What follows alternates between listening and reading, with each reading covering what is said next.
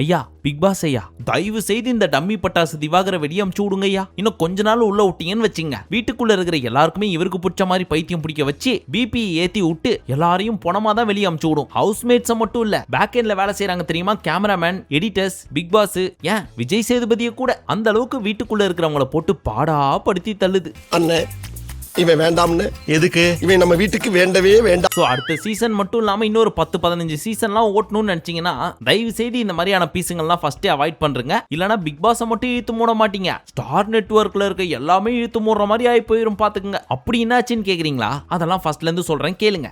மாட்டு பொங்கலை முன்னிட்டு வினோத் அவர்கள் மாட்டு பொங்கல் ஹாப்பி ஹாப்பி மாட்டு பொங்கல் அப்படின்னு கலைகிட்ட சொல்ற மாதிரி இந்த தர்பூசணியை கலாய்ச்சி விட்டு போகுது. அதை கேட்ட உடனே தர்பூசணிக்கு ஒரு 25% கோவம் வந்து 25% அழுவிருச்சு. சாரி, மனசுக்குள்ள அழுதுருச்சு. அப்புறம் வெளியே போய் குளிக்க வச்சு கூட்டணும் வா கோயிலுக்கு போலாம் அப்படின்னு மாட சொல்ற மாதிரியே சொன்னாரா. 25-75 ஆச்சு. மாட்டை கட்டுறதுக்கு ரிப்பனு கிப்பனு கயிறு கீரெல்லாம் இருக்கா அப்படின்னு கேட்டாரு பாருங்க. 75ல இருந்து 100 ஆயிடுச்சு. சோ ஃபுல்லா அழுகுன தர்பூசணி சாரி கடங்கரா சாரி மனசார ஃபுல்லா அழுத தர்பூசணி உச்சக்கட்ட கடுப்புல அங்கிருந்து கிளம்பி வந்து, டேய் என்ன விட்டா ஓவரா பேசிட்டு இருக்க, ஒரு அடி அடிச்சா தாங்குவியா நீ? நான் உன்ட்ட ஏதாவது பேசினா, நான் கலையிட்ட பேசிட்டு இருக்கிறேன், வேணாம் வினோத்து என்ன கோவப்படுத்தாத, வந்து அடிச்சேன்னு வெய்யு அப்படின்னு பல்ல கடிச்சிட்டு கிச்சனோட கவுண்டர் டாப்ல ஒரு குத்து விடுது. இறங்கணும்னு முடிவு பண்ணிட்டேன்னா சைலண்டாலாம் வரும். அதுவும் எப்படி, எந்த இடத்துக்கிட்ட அடிச்சா கம்மியா வலிக்குமோ அந்த இடத்த வச்சு அடிக்கிறதா அடிக்கிறீங்க. கையில இந்த முட்டிலாம் இருக்குமே அந்த இடத்த வச்சு அடிக்கிறது. ஆனா அப்படி அடிக்காம எங்க சதை ஜாஸ்தியா இருக்குதோ அங்க வச்சு அடிச்சோம்னா வலி கம்மியா இருக்கும்.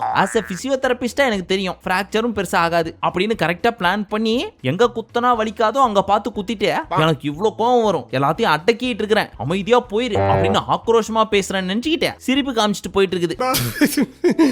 இவன் ஒருத்தன்டா சிரிப்பு காமிச்சு. இத பார்த்த சுத்தி இருந்தவங்க, ஐயோ தர்பூசணி கோவம் வந்துச்சுப்பா, இனிமே இப்பெல்லாம் பேசாதீங்க, பார்த்து இருந்துக்குங்க அப்படின்னு வெளியே வந்து சிரிச்சு அந்த பீஸ கலாச்சிட்டு இருக்காங்க. இதுல வேற இவர் ஹீரோ மெட்டீரியல், ஹீரோக்கு ட்ரை பண்ணிட்டு இருக்காரு. நிஜ வாழ்க்கையில கோவப்பட்டதே இவ்வளவு காமெடியா இருக்கு. ஒருவேளை இந்த பீஸ் ஹீரோவாய் வில்லனை போட்டு அடிச்சு சாவடிக்கணும்னு ஒரு சீன் வந்துச்சுன்னு வைங்க, அவனை அடிச்சுலாம் சாவடிக்க வேணாம், நீ சீரியஸா நடி, அவனே செத்துருவான்.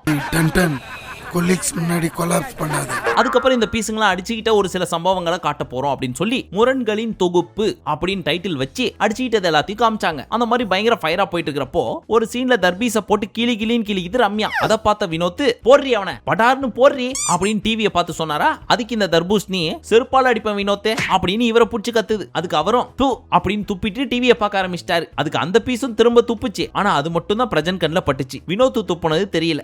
என்னடா பண்றது, மீன் சாப்பிடுங்கண்ணே, மீன் சாப்பிட்டா கண்ணுக்கு நல்லது. சோ இந்த வீடியோலாம் முடிஞ்சதுக்கு அப்புறம் பிரஜன் டிவி முன்னாடி வந்து, இன்னைக்கு சாயந்தரம் நம்ம போயிருவோம், இன்னும் 1 மணி நேரமோ 2 மணி நேரமோ, தயவு செய்து இப்பெல்லாம் சண்டை போடாத தர்பீஸ், யோ அதையே என்கிட்ட மட்டும் சொல்றேன், பொதுவா அவன்கிட்டயும் சேர்த்து சொல்ல வேண்டியது தானே அப்படின்னு கேட்க வந்துச்சு நம்ம பிரஜனுக்கு கோவம். டேய் யாரை எழுத்து பேசுற, நீ தானே துப்புன ஃபர்ஸ்ட், அதை நான் பார்த்தேன் அப்படின்னு அந்த பீஸை போட்டு அடிச்சிட்டு இருக்குது. ஆனா ஃபர்ஸ்ட் துப்புனது யாரு, நம்ம வினோத். அது ஒருவேளை நம்ம பிரஜன் கண்ணில் பட்டிருந்தாலுமே கண்டிப்பா வினோத் கேட்டிருக்க மாட்டாரு, தர்பீஸை தான் கேட்டிருப்பாரு. ஏன் தெரியுமா, என்னடா இழிச்சவாய பாருங்க, கேள்வி கேட்க மாட்டாங்க.